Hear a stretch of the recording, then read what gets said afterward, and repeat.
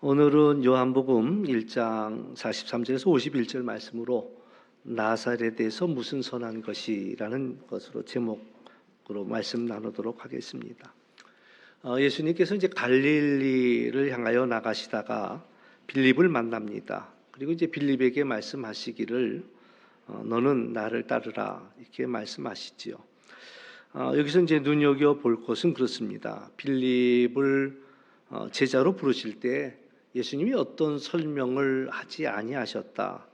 설명도 없었고 왜 제자로 따라야 되는지 또 어떤 설득도 하지 않으셨다라는 이야기입니다. 그냥 다만 나를 따르라라는 말씀뿐이었습니다. 예수님의 제자로 부름받은 이 빌립은 또 즉시 나다나엘에게로 달려갔습니다. 그러면서 하는 말이 모세가 율법에 기록했고 여러 선지자가 기록한 그 일을 우리가 만났다. 그러면서 요셉의 아들 나사렛 예수라. 그 말을 듣고 나다나엘은 이 나사렛에서 무슨 선한 것이 날 수 있겠느냐라고 이야기합니다. 그러니까 나사렛이라고 할 때 그의 마음속에 떠오르는 생각, 메시아가 나사렛에서 났다고 적어도 나사렛은 아니지, 이런 이야기죠. 나사렛은 갈릴리 땅이고 이방 땅입니다. 그래서 나사렛에서는 어떤 선한 것도 낼 수 없다라는 것이 많은 사람들이 가지고 있는 상식이라고 할까, 통념이라고 할까, 그렇게 이야기할 수가 있습니다.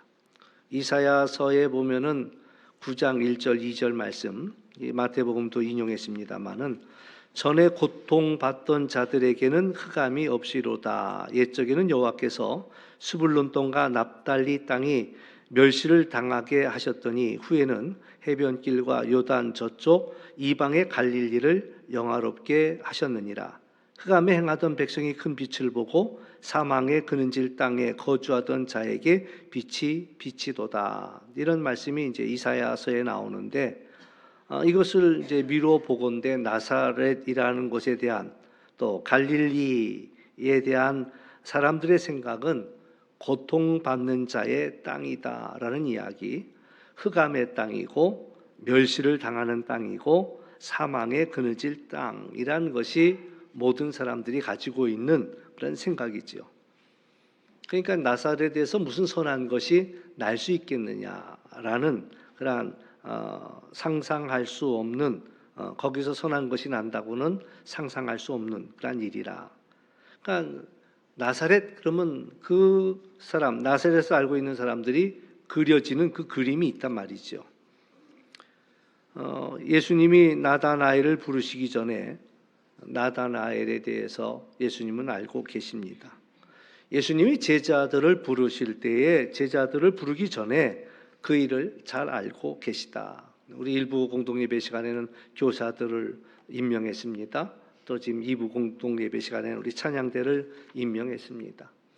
하나님은 우리 한 사람 한 사람을 다 알고 계시다라는 사실이에요. 지금 현재를 알고 또 과거를 압니다. 우리의 과거를 알고 뿐만 아니라 우리의 미래도 아신다라는 이야기죠. 예수님은 나다나엘의 현재를 정확하게 알고 계시지요. 그래서 오늘 47절 말씀 보면 나다나엘이 가까이 올 때 예수님이 하신 말씀이 보라 이는 참으로 이스라엘 사람이라 그 속에 간사한 것이 없도다라고 이야기했어요. 정말 듣기 좋은 얘기 아닙니까? 근데 나다나엘은 시큰둥한 거예요. 나를 알아요? 나를 알아요? 어떻게 나를 아신다고 그런 말씀을 하십니까? 라고 이제 어쩌면 쏘아 붙이는 거죠. 그랬더니 예수님이 하신 말씀이 빌립이 너를 부르기 전에 내가 무화과 나무 아래에 있던 것을 내가 보았노라 이렇게 말씀하시는 거예요. 그러니까 예수님이 하신 말씀은 빌립이 너를 찾기 전에 이미 너를 알고 있었다라는 이야기를 하고 계시죠. 예수님은 아십니다. 빌립 역시 빌립을 부르기 전에 알고 계셨어요. 길 가다 어쩌다 마주쳐서 부르신 것이 아니라는 거예요. 성경에 나오는 수많은 아픈 이들, 그 병을 고쳐준 이들은 길 가다 우연히 마주친 이의 병을 고쳐주신 것이 아니라 정확하게 말하면 그를 만나기 위해서 예수님이 일부러 그 길을 가셨다라는 사실입니다. 이런 이야기는 성경에 많이 있어요. 예수님이 예루살렘에 입성할 때도 제자 둘을 건너 마을로 보냅니다. 건너 마을에 가면은 매어 있는 어린 나귀가 있을 것이다 라는 이야기죠. 사실 제자들이 쭉 같이 왔으니까 건너 마을에 나귀가 매어 있는지 안 매어 있는지는 아무도 모르는 거예요. 어떻게 예수님이 아시겠어요? 근데 예수님이 가서 그 나귀를 보고 풀어오너라. 또 주인이 이야기하거든 주인에게 주가 쓰시겠다고 하라. 그러니까 이제 제자들이 보냄을 받고 가면서도 무슨 소리지? 그리고 갔을 거란 말이죠. 갔더니 어린 나귀가 있는 거예요. 그래서 풀으니까 주인이 쫓아왔겠죠. 예수님이 하신 말씀대로 주가 쓰시겠다라고 이야기하니까 더 이상의 논쟁도 하지 아니하고 그 어린 나귀를 내주는 거예요. 그러니까 이 모든 것들을 예수님이 다 알고 하신 말씀이다라는 것이죠. 그러니까 나다나엘의 살아온 과거를 아십니다. 예수님이 내가 너가 무화과 나무 밑에 앉아 있는 것을 보았다라는 말씀은 나다나엘에게는 더 이상의 다른 설명이 필요 없는 핵심을 찌르는 그러한 단어였습니다. 때로는 많은 말이 필요 없을 때도 있습니다. 한마디만 하면 다 알아들을 수 있다라는 것이지요. 그러니까 성경에서 뽕나무 하면은 뭐가 생각이 납니까? 삭개오가 생각이 나죠. 그 뽕나무라는 단어 하나만 돼도 삭개오라는 이야기와 삭개오의 이야기의 처음부터 끝까지의 이야기들을 우리는 잘 압니다. 마찬가지예요. 여러분들에게도 아마 이제 직구준 친구들이 얘기는 다 하지 않지만 어느 한 단어를 탁 올리지요. 그러면 알아듣습니다. 너 지금 무슨 말 하려는 거 내가 알아. 이따 물어. 뻥끗하지 마. 왜? 그 한 단어만 딱 얘기해도 지나간 그 이야기들이 쫙 나오거든요. 그러니까는 너 그 얘기하지 마. 이런 얘기를 할 수 있는 것은 그 단어 하나지만 그 단어 하나에 담겨져 있는 그 모든 이야기가 그 한 단어에 딱 들어가 있다라는 이야기지요. 나다나엘은 무화과 나무를 좋아했습니다. 그곳에서 하나님 앞에 무시로 기도했습니다. 하나님, 이 나라를 위로해 주십시오. 누가 메시아가 언제 오십니까? 메시아 하나님의 아들을 보내주십시오. 하나님, 우리에게 이스라엘의 임금을 보내주십시오. 그는 그 밑에서 수없이 기도했고 수없이 기다렸다라는 이야기지요. 아무도 모르게 그 무화과나무 아래에 앉아서 늘 하나님의 위로를 기도했다라는 얘기예요. 어쩌면 그것이 그의 삶의 전부라고 이야기할 수도 있습니다. 근데 예수님이 너가 무화과나무 아래에 있는 것을 봤다라는 그 이야기는 예수님이 그 모든 것을 아신다라는 말씀입니다. 나다나엘도 예수님이 내가 무화과나무 아래에 있는 거 봤어 라는 그 한마디 말에 소경의 눈이 떠지듯이 예수님을 알아차리게 되었다라는 이야기죠. 고백합니다. 랍비요, 당신은 하나님의 아들이요, 당신은 이스라엘의 임금이로소이다. 예수님은 무화과나무 아래라는 것만 이야기했는데도 나다나엘은 당신이야말로 내가 기다리던 그분이군요 라는 것들을 알아차리게 되었다라는 이야기죠. 그렇습니다. 예수님은 우리의 현재를 아십니다. 뿐만 아니라 우리의 과거도 아십니다.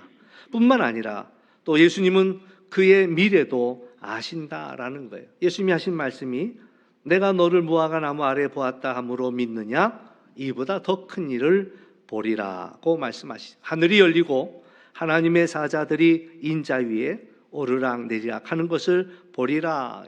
더 놀라운 것을 보리라. 더 놀라운 일을 하리라 라는 말씀이죠.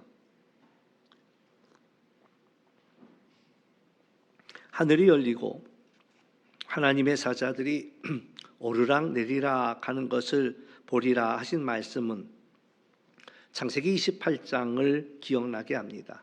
야곱의 이야기지요. 야곱이 형 에서가 받을 축복을 가로채고 그리고 갑자기 도망자의 신세가 됩니다. 에서가 죽이려고 달겨드니 생각지도 못했던 외삼촌이 사는 그러한 곳으로 도망하게 됩니다. 하루 만에 얼마나 초라한 신세가 되었습니까? 외삼촌에게 가는 그 길의 여정, 길에서 노숙하게 됩니다. 황량한 들판입니다. 돌멩이를 가지고 베개하여 잠을 자는데 거기서 놀라운 꿈을 꾸게 됩니다. 사닥다리가 놓여 있고 그 꼭대기가 하늘에 닿았는데 하나님의 사자가 그 위에서 오르락 내리락 하는 것을 보게 되지요. 예수님의 말씀은 야곱을 생각하게 합니다. 야곱 누구입니까? 야곱 하면 생각나는 것은 간사한 자예요. 아버지도 속였고 형도 속였고 도망가서 그를 살려주는 외삼촌 라반도 속였고 그는 사람을 끊임없이 속이는 그냥 간사한 자이고 간사한 자의 대명사입니다. 그러던 야곱이 이제 그곳에서 돌아 나오는 길에 하나님과 씨름하면서 이스라엘이라는 이름을 얻게 됩니다. 그리고 이제 그의 삶 속에서 간사함을 볼 수가 없었다. 예수님은 나다나엘을 가리켜서 보라 이 사람이 참으로 이스라엘 사람이라 그 속에 간사한 것이 없다라고 말씀하고 있습니다. 그러면서 하시는 말씀이 이제 내가 더 큰 일을 보리라라는 말씀을 하시지요. 그것은 하나님의 천사들이 사다리를 오르락내리락 하는 것을 야곱이 꿈에서 본 것처럼 너도 인자 위에 하나님의 천사가 오르락내리락 하는 것을 보게 될 것이다 라는 말씀이지요. 하나님이 야곱에게 부어주셨던 그 은혜를 예수님에게 부어주는 그 하나님의 놀라운 역사를 너는 보게 될 것이다 라는 말씀입니다. 나다나엘은 이제 빌립처럼 아야소리 한번 못하고 예수님을 따르는 제자가 되었습니다. 이제 그 이후에 나다나엘은 어떻게 되었을까요? 우리는 그 이후에 나다나엘의 이야기를 더 찾아보기는 어렵습니다. 그런데 이제 유력한 유대의 전승에 의하면 예수님의 제자 중에 12제자 중에 바돌로메라는 제자가 있는데 이 사람이 바로 그 나다나엘일 것이다 라는 이야기입니다. 그는 다른 제자들도 고난받고 순교하기까지 복음을 전하였지만 다른 제자 못지않은 심한 어려움을 당한 자입니다. 그래서 그이는 죽을 때까지 복음을 전하다가 순교하게 되는데 산채로 껍질이 벗겨져 순교했습니다. 그래서 이제 성화에 보면은 거기에 이제 인물들을 그리는데 이 사람이 누굴 거다라는 추측을 하는 하나의 힌트들이 그 그림에 담겨져 있습니다. 열쇠를 들고 있는 이는 이는 천국의 열쇠를 가지고 있는 베드로일 것이다. 근데 바돌로메를 그릴 때는 어떻게 그리냐면은 바돌로메 그 손에는 꼭 외투자락을 걸어놓은 것처럼 그의 껍데기가 벗겨진 가죽이 그의 소매에 들려져 있습니다. 그래서 그렇게 순교를 했는데 흔들림 없는 그 신앙으로 끝까지 제자로서의 사명을 다했다라는 이야기입니다. 사실 이 나다나엘에게는 나사렛에서는 선한 것이 나올 수 없다라는 그만큼의 확신이 있었습니다. 이처럼 확신이라는 것들은 그래요. 여러 과정을 거치면서 나름 자신이 경험한 바가 점점 굳어지는 거지요. 이제 모아지는 겁니다. 그래서 자기가 가지고 있는 지식과 경험을 바탕으로 그게 자기 확신, 자기 신념이 됩니다. 그리고 여러 사람들에게 이야기하면서 인정받으면서 완전히 굳어지는 거죠. 어제 이제 유튜브를 보다 보니까 재미난 영상 하나가 있는데 착시에 대한 영상이었습니다. 근데 재미난 것은 눈앞에서 그것을 그대로 보여주는데도 착시가 일어나는 거예요. 그러니까 눈으로 보면 왼쪽에 있는 직사각형의 모습과 오른쪽에 있는 직사각형의 모습은 방향만 다르지 똑같은 것인데도 불구하고 눈으로 보면은 이쪽에 있는 건 굉장히 길어 보이고 또 이쪽에 있는 것은 굉장히 넓어 보이거든요. 그런데 그것을 그 도형을 오려갖고 여기다 맞춰봐도 모양이 똑같고 여기다 맞춰봐도 똑같은 거예요. 근데 눈으로 보면 이쪽 거는 굉장히 길어 보이고 똑같은 사각형이, 이쪽은 굉장히 넓어 보여요. 그러니까 몇 번을 되풀이해도 이상한 거예요. 또 원도 똑같은 원을 두 개 그려놨습니다. 근데 이 똑같은 원 주변에는 큰 원을 여러 개를 그려놨어요. 그러니까 이 가운데 있는 원이 작아 보이더라고요. 이쪽에는 똑같은 원인데 그 주변에 작은 원들을 여러 개 그려놨어요. 그랬더니 이 가운데 있는 원은 커 보이는 거예요. 종이로 오려갖고 대보면 여기 있는 원이나 이쪽에 있는 원이나 똑같은데 멀지도 않아요. 바로 옆에 그려놨어요. 그런데도 이쪽은 작아 보이고 이쪽은 커 보이는 거예요. 뭐 그 밖에도 여러 가지를 보여주는데 갖다 대보아줘도 이해가 안 될 만큼, 그러면서 이제 거기서 하고자 하는 얘기가 그렇더라고요. 우리가 살아가는 주변에는 이런 경우가 얼마든지 있다는 거예요. 그래서 자기의 눈으로 보면서도 이해를 못하고 자기 뇌가 하는 그것이 항상 옳지 않을 수 있다라는 것을 알 필요가 있다라는 거죠. 더군다나 뇌라는 것은 자기가 가지고 있는 정보들을 조합해서 어느 걸 보여줄 때 자기가 보고 싶은 것으로 보이게 만드는 역할이 자기 뇌에 있다라는 거예요. 뭐 그런 것들이 얼마든지 많습니다. 재미난 거는 글을 이렇게 보여주는데 네 단어입니다. 네 단어인데 네 단어의 가운데 두 글자 순서를 바꿔버렸어요. 근데도 사람들이 그것을 읽어나갈 때요, 하나 문제 없이 읽어나갑니다. 그래서 맞느냐라고 이야기하면 나중에 다시 살펴보면은 단어가 뒤죽박죽이야. 그런데도 그 네 개 단어를 내가 알고 있던 단어로 읽어나간단 말이지요. 그만큼 사람의 이 눈과 뇌가 그냥 알아서 반응해 버리는 거야. 그러니까 결론은 그렇습니다. 얼마든지 착시를 일으킬 수가 있고, 그러므로 자신의 눈을 너무 신뢰하지 마라, 자신의 뇌를 너무 신뢰하지 말라라는 얘기를 해요. 사람들은 보고 싶은 것만 봅니다. 또 자기가 믿고 싶은 것만 믿게 합니다. 저 같은 경우는 어떤 일이 있는 줄 아세요? 이렇게 보면 와, 오늘 되게 많이 오셨다, 이런 느낌을 갖는다고요. 근데 그걸 사진을 찍잖아요. 아닌 거예요. 듬성듬성 앉은 거예요. 오늘은 엄청나게 많이 빠지셨네, 이런 생각이 드는데 또 따지고 보면은 그 엄청나게 많이 왔다라는 생각하고 엄청나게 들어왔다고 생각하는 그 사이가 플러스 마이너스 10도 안 돼요. 근데 이제 사람의 눈이 딱 보면 어느 순간에는 꽉 차 보이고 어떤 순간에는 텅 비어 보이고, 이게 이제 객관적인 걸 보는 게 아니라, 우리가 이렇게 뜨는 태양들을 보면 너무 아름답잖아요. 사진을 찍어. 근데 사진을 찍어보면 내가 느낀 그 그림이 안 나와. 그 사진이 안 나와. 왜 그렇겠어요? 똑같은 것을 보면서도 나는 그게 너무 예쁘니까 거기만 집중해서 보이기 때문에 다른 것들이 안 보이거든요. 근데 사진을 찍어 놓으면 객관적으로 찍어 놓기 때문에 그 사진은 내가 원하던 그 모습이 아니더라라는 거예요. 자기가 보고 싶은 것을 보고 자기가 믿고 싶은 것을 믿고, 사업하는 사람들이 그렇죠. 내가 이 사업만 하면 당장에 다 잘 될 것 같아.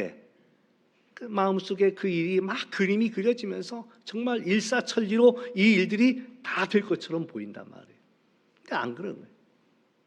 이제 그 선거에 나가는 후보들을 옆에서 이제 보고서는 아는 사람이 이제 출마했어요. 그러니까 이제 그이한테 얘기를 해주죠. 아닌 것 같아, 얘기해줘. 근데 아니야, 자기는 틀림없는 거야. 막 이렇게 자기 상상을 그려보면은 틀림없는 거야. 근데 나중에 결과를 보니까 얼마나 형편없는 결과가 나와요. 그러니까 자기 생각과 자기 그것이 전혀 다르더라라는 그런 이야기죠. 그러므로 내 생각이 항상 옳다라는 그러한 것들을 우리는 조심할 필요가 있다라는 거죠. 애굽의 모세가 그랬습니다. 애굽의 모세가 내가 히브리 사람들이 핍박당할 때 이 사람들을 도와주면 이 사람들이 분명히 나를 좋아할 거다라는 생각을 했는데 전혀 그렇지 않았다라는 이야기죠. 사도 바울도 예수님께 부름받기 전에 그랬습니다. 하나님을 위해서 내가 할 수 있는 일은 예수 믿는 사람들을 쫓아다니면서 핍박하고 잡아 가두면 하나님이 기뻐하실 것이라고 생각을 했던 거예요. 그러나 오히려 그것은 하나님 기뻐하시는 일이 전혀 되지 못했다라는 그런 이야기지요. 나다나엘의 생각도 그랬고 많은 사람의 생각도 그랬습니다. 나사렛에서 무슨 선한 것이 나겠는가라는 그러한 편견을 그는 가지고 있었습니다. 자신도 모르게 이래 해야 한다라는 자신만이 세운 그런 신념이 있는 거지요. 우리 안에 이런 편견들이 적지 않다라는 이야기예요. 야곱의 얘기를 다시 한번 생각해 보면 그렇습니다. 아버지 집을 도망 나왔습니다. 야곱의 마음은 참담했습니다. 하루아침에 도망자의 신세가 되었고 기나긴 벌판을 지나가는 길에 해가 졌습니다. 그의 한번 받아주는 사람 없습니다. 돌을 베고 잠을 청할 수밖에 없는 처지였어요. 아마 그의 인생의 최악의 밤이었을 겁니다. 그만큼 깊은 그런 바닥에 떨어진 그런 일은 없었을 거예요.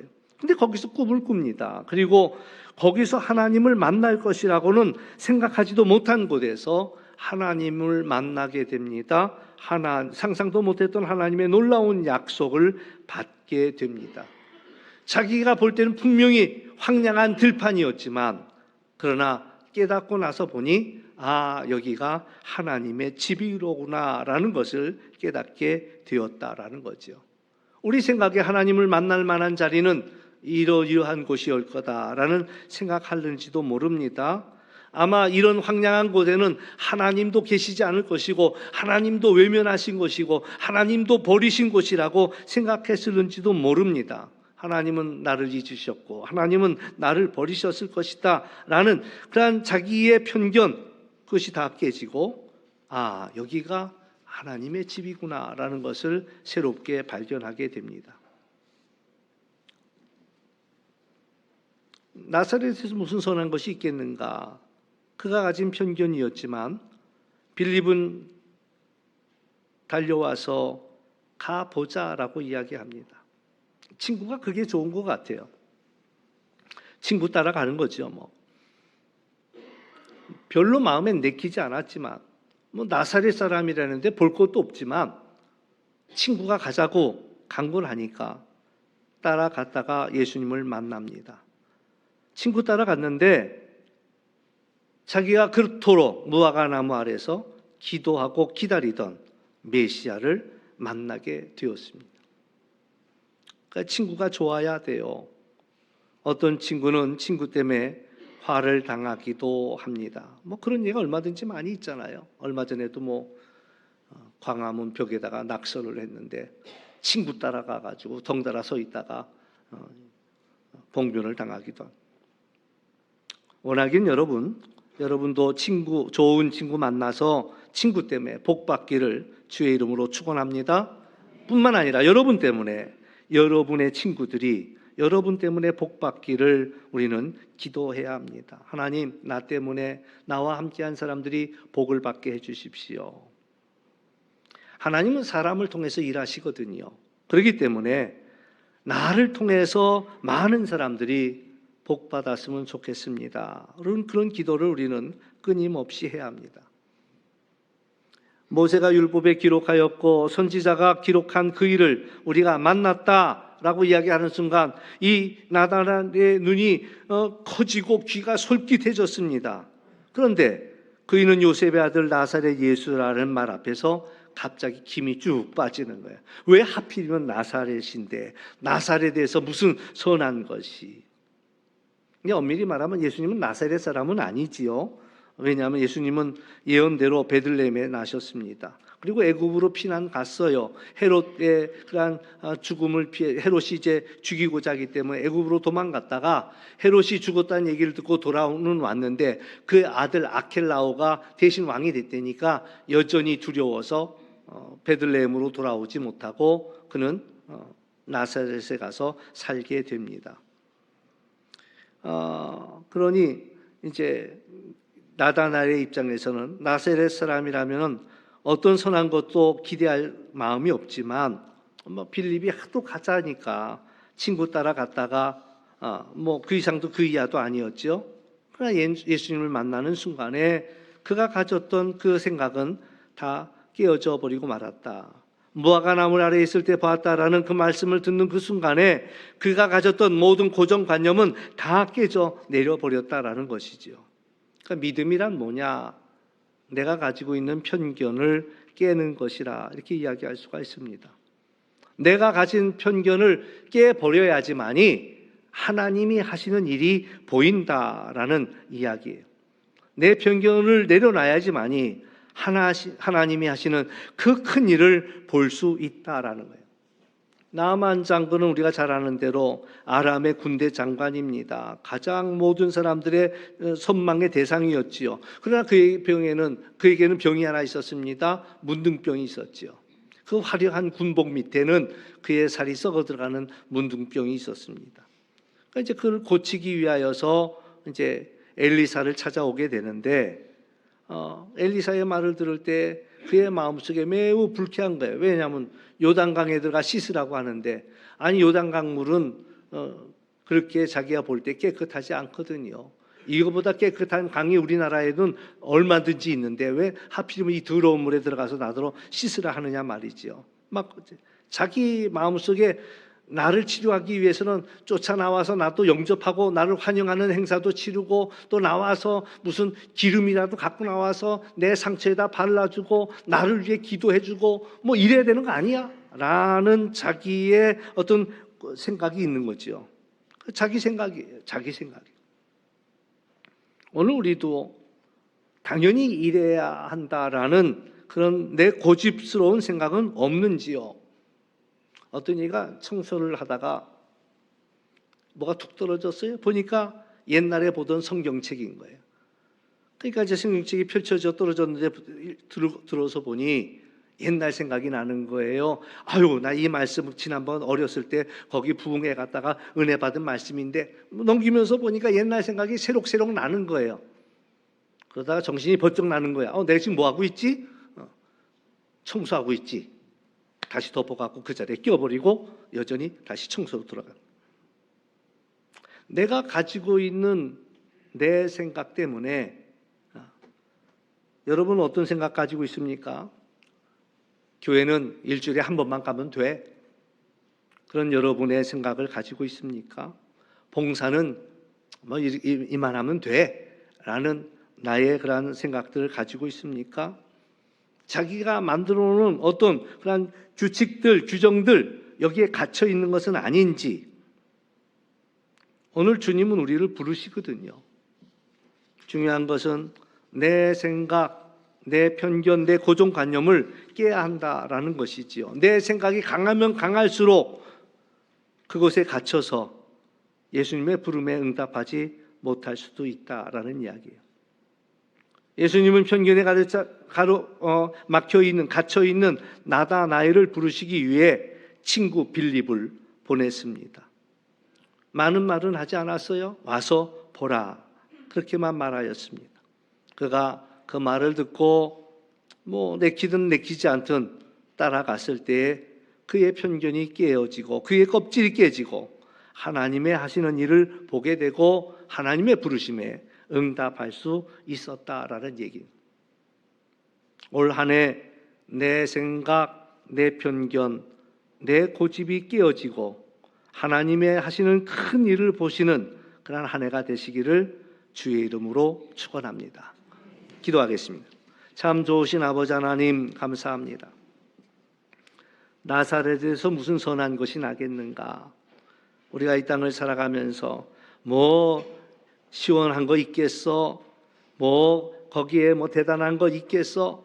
라는 우리의 그러한 틀이 어쩌면 새로운 것을 보지 못하고 하나님이 하시고자 하는 그 뜻을 우리가 알아차리지 못하고 놓치지는 않는지 오늘 나다나엘의 그 생각의 틀 깨지고 하나님의 놀라운 일들을 그가 보게 되는 것과 마찬가지로 오늘 우리가 가지고 있었던 우리 기존의 그러한 믿음과 그러한 관념들이 깨어지고 오늘도 일하시는 하나님을 우리가 보며 만나며 또 그 일을 행하는 그러한 저희들이 될 수 있도록 인도하여 주옵시고, 올 한 해 또 지나가온 살아온 또 우리가 경험한 그 일들에 갇혀져 굳어져 버리는 우리들의 모습이 아니라 오늘도 우리를 향하여 새로운 일을 계획하시고 또 새로운 일을 만들어 가시는 그러한 하나님을 바라보며 응답하여 나가 쓰임받는 우리 모두가 되게 하여 주옵소서. 예수님의 이름으로 기도하옵나이다. 아멘.